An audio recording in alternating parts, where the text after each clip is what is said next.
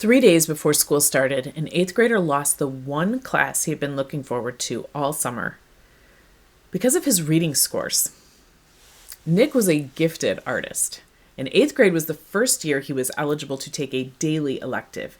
He had waited all summer to have art every single day, and then the letter came. His reading scores were below level. The school was removing him from art and placing him in remedial reading to, quote, prepare him for high school. 3 days before school started. Nick was devastated. It was several weeks before his parents thought to reach out to me, and when they did, his mom said that it was like a switch flipped. He was angry, he was withdrawn. She said, "I don't think I've even seen him smile since it happened." And now here's the tension that his parents were living in. They knew how important art was to Nick, and they were feeling increasingly more uncomfortable with his response to the situation. But at the same time, they did not want to set him up for failure in high school, understandably. They trusted the school's actions, assuming the school must know best. And of course, when experts tell us that our child is behind, it feels responsible, even loving, to follow their recommendation. And likewise, the school wasn't wrong to care about Nick's reading, because reading matters, and preparation for high school is important. But here's what no one was talking about. When something like that lights up a child or teen gets taken away from them, they don't process it as a simple schedule change. It gets processed as an assault on their identity, especially when it happens at that age. They may even rationally understand that their parents are trying to protect their future, but at a visceral, subconscious level, it can feel more like my parents value the system and the score more than what matters to me. And of course, that's not what parents intend, but it is often how the child experiences it. And this is where identity and relationships can start to fracture, and those fractures can grow into major problems, even lifelong insecurities and divides in relationships. So I told his mom this was not a neutral situation. It was clearly already damaging Nick and his relationships at home and spiraling fast. But it could also become a turning point, because if handled correctly, she could not only reverse course, she could actually fortify a stronger bond with him than ever before. But that resolution would not come from more remediation. It would have to come from looking at his reading differently. I assured her that I have seen this same pattern in elementary, middle, and high school students across the country. I shared my own story of how I've lived the same scenario as a parent. I share that story in another video. I wanted her, and I want you, to know that what I'm sharing comes from equal parts empathy and neuroscience. I then reassured her that she would not even have to just trust my words, that I would be able to show her evidence, very clear evidence, that would ease her mind and make her next steps very clear. To do that, we needed to look at how the reading brain actually works. The invisible circuits. Most reading instruction is presented like this: letters, sounds, words, meaning, in a very step-by-step and linear fashion. But the reading brain does not develop or work in a straight line. It's a very nuanced and integrated circuit. Strong thinkers operate in nuance. And that's not just my opinion, that's neurology. Let me show you. I'm putting a word on the screen, and for those listening to audio only, the word is spelled Zimulis. So what do you know about this word? Well, you can probably pronounce it, Zimulis, and that's about it. At this point, you've only used one processing channel, the symbol channel, in reference to the letter symbols in the word. It answers one question: what does the word look like? It relies on letters, patterns, and decoding. Now, let's use the word in a sentence. I dropped my lucky Zimulis. Now what do we know? Well, we know it's a noun because lucky is describing it. And so we've just activated another processing system, which is the grammar channel. It asks what would sound right here. But we still don't know what Zimulis actually is. So now we'll add one more piece, and that's a picture of a student reaching under his desk for a pencil. And now we know it means pencil. And by the way, Zimulis is Latvian for pencil. So the illustration has now activated the third processing mode, which is the context channel.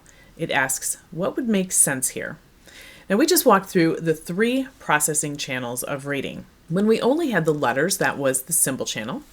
When we placed the word in a sentence, the grammar channel was engaged, and when we added the illustration, the context channel completed the meaning. And here's the key. The brain does not run 3 channels in a linear way. It runs all 3 simultaneously. That's the NeuroReading Circuit. Now let's stress test this. I'll be displaying some text on the screen for you to read. If you're listening only, I'll explain what's scrolling in a moment after I give viewers a chance to read it for themselves. Here we go.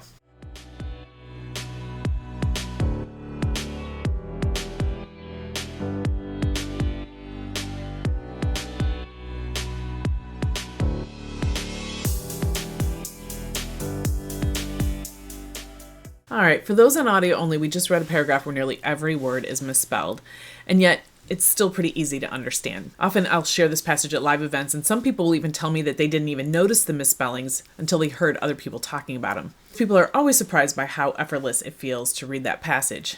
Even with the symbol channel, the visual letters, disrupted, meaning still comes through smoothly. So what happened? Well, your brain did not slow down and analyze every letter. It did what it's designed to do. It pulled from structure, it pulled from meaning, it anticipated patterns. It integrated signals across all 3 channels, automatically, not even consciously.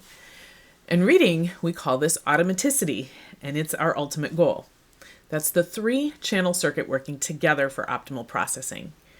But if we don't understand this integration, we misinterpret what we see in students. The measurement gap. So let's define reading clearly. Reading is making accurate meaning from text. It's not just identifying words. It's not just saying words correctly out loud. It's making accurate meaning from text. So if that's our definition, we have to ask ourselves, what are most reading assessments actually measuring? Because one of the most common tools used in schools is something called a running record. And here's how it works.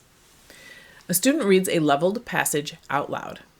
The teacher has their own copy of the same passage and follows along, recording everything the student says that is not exactly as represented in the text. So that means that every omission, every substitution, every insertion, they all get calculated into a percentage of accuracy. This is called reading fluency, how fluent a student can read at that level of the reading passage. Now there is real value in that first step because recording exactly what a student says gives us visible data about how they are processing text. We'll talk more on that in a moment. That part is good. The problem is what happens next immediately after the fluency rate is calculated. Now, most often, and please note that some schools or teachers may make their own guidelines, but standardly, teachers are trained that the moment a student's fluency drops below 90% accuracy, then teachers are told they are to immediately stop the assessment and drop the student down to a lower, easier reading passage, then continue until the student is able to read with an accuracy rate of 90% or higher. This is ultimately how we determine a student's reading level. Now, this practice assumes something very specific, and that is that the student must not possibly be able to make any accurate meaning from text if their fluency falls below 90%.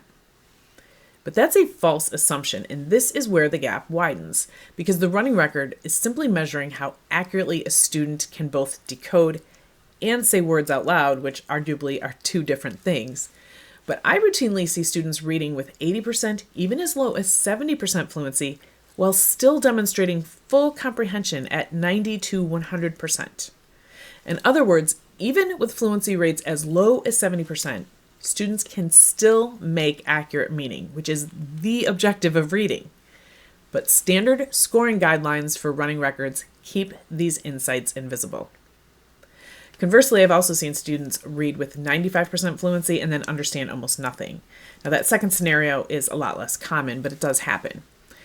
And it exposes something important, that yes, fluency and comprehension are related, but they're not identical. And we don't have to choose between them either. We can strengthen decoding and comprehension. But if we just assume that meaning disappears below that 90% fluency benchmark, then we risk mislabeling highly capable students. For example, think back to Nick. The school only measured his fluency, and I confirmed with my own assessments that it was in fact low. But when I measured Nick's comprehension, not just on grade level material, remember he was in 8th grade, but I also took him up to high school passages, he was solidly understanding 90 to 100% of all that he read. So that means that even without intervention, Nick would have done just fine in high school. Yes, his reading was slower than optimal, and there was room for improvement, but his meaning-making system was intact, which was most important. The intervention Nick needed was not a full year of remedial reading, and especially not at the expense of his beloved art class. What Nick needed was precision support targeted to his exact gap in the reading circuit. And the same pattern shows up in younger students as well. I had another family come to me. It was the end of first grade for their daughter, and they had just received word that her school was having her repeat first grade to, quote, double down on phonics. Now, my assessments confirmed that her fluency hovered around 80%, which was well below that 90% benchmark. But when I looked deeper, her comprehension, even on material a full grade higher, was completely accurate. So when we stop at a percentage, we see a deficit. But when we look at the full circuit, we see strengths and even discover leverage points. The leverage points. So how do we fix this? Well, first, we could start by measuring comprehension even when fluency falls below 90%. That alone would be a game changer. But there's a second piece. All those substitutions, omissions, insertions that were recorded during the running record, they're not just mistakes, they are signals. Signals showing which processing channel was driving each response in the reading brain. In fact, we don't call them mistakes or errors, we call them miscues because they are viable cues that simply missed their mark. The process of analyzing these miscues is called a miscue analysis. Pretty straightforward. And it transforms the running record from a blunt instrument into a very useful diagnostic tool. Instead of asking, was that correct, yes or no, we ask which channel was driving that miscue, or which channel was most likely driving that miscue. For example, does the miscue look a lot like the original word but not make sense? Well, that tells us that the symbol channel was probably triggering that miscue. Did the student's substitution still sound right in the sentence? That's probably the grammar channel. Did it preserve meaning? That's the context channel. So now we're not just counting differences, we're interpreting processing. So for example, if a text displays the dog ran across the yard, but the student reads the dog raced across the yard, that substitution does not match the text exactly, and on a running record, it gets scored as an error. But grammatically, it fits, the meaning is still intact, and that tells us something powerful. The grammar channel is active, the context channel is active. That was not just random guessing, it's advanced processing. In another video, I go into much greater detail about how to decode these miscues exactly. But for now, let's consider another scenario. A student who is over-applying phonics rules and misreading irregular words. In other words, all those words that are exceptions to the rule. That tells us something different, which obviously is that the student is applying phonics rules too rigidly. That's a pattern we can refine. Miscue analysis is not about finding what's wrong. It's about diagnosing reading strengths. Because once we know which channels are strong, we know exactly where the leverage is. That's not blanket remediation, that's targeted precision, and it allows us to resolve reading challenges very quickly. This is why Nick didn't need to spend a whole year in remedial reading. He needed targeted support to increase efficiency in one channel while protecting his strengths in the others. And this is also why that first grade girl did not need to repeat first grade and double down on phonics. In fact, that would have been the absolute worst thing for her because her miscue analysis revealed that all of her miscues were in fact over-applying phonics rules to those irregular words. So instead of helping her, repeating a year and doubling down on phonics would have only intensified her frustration. She needed refinement, not repetition. When we make the invisible visible, we stop panicking. We stop chasing so-called solutions that end up doing more harm than good. Instead, we can react strategically. So what happened with Nick? Well, I showed him what his miscues were telling us and then gave him a few precise strategies to help him make reading faster and more efficient, a lot less heavy and laborious. Just some targeted refinements that would make school easier immediately for him and then also position him for optimal success in high school. Meanwhile, his parents, armed with his miscue analysis, went to the school and requested that Nick be removed from the remedial reading class immediately and placed in his originally planned art elective. Now, this was already halfway through the semester, but they now understood the urgency. And it wasn't easy because the school pushed back and challenged them, but his parents insisted. 2 months later, I bumped into his mom at church and she immediately wrapped me in the warmest hug. And she exclaimed, "You were right." She said, "I thought you were exaggerating, but our relationship with our son was at stake." She said, "I didn't realize how far Nick had slipped away, but as soon as we moved him back into art, he came back to life." I liked how she specified. She said, "It's not like we're getting paragraphs out of him or anything," but she went on to say he was more engaged at the dinner table. He was more patient with his siblings. He was more affectionate with her and his father, even more so than before. And that makes sense because the relationship had never been tested quite like that. But now that it had, and Nick saw how his parents advocated for both of his needs, his deep desire for art and for him to find success in high school, he had a whole new appreciation for his parents. Nick's family discovered something that I learned a few years earlier myself, and that is that when parents protect identity under pressure, trust from the child, even from teens, gets stronger. The paradox. There is a massive paradox to assessing reading.